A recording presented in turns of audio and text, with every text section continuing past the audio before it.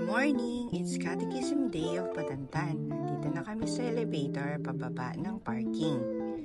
So dito, ang catechism is 1 year. Need mong matapos yon bago ka mabigyan ng First Holy Communion. So tara, hatid na natin si Batantan sa church. So ayan, tapos na ang klase nila. At napansin namin na may exhibition pala dito sa church ngayon.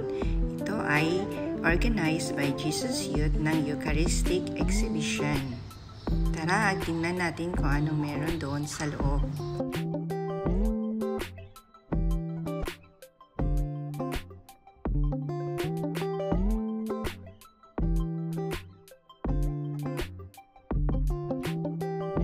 Ayan, at nagpa-picture pa si Batantan.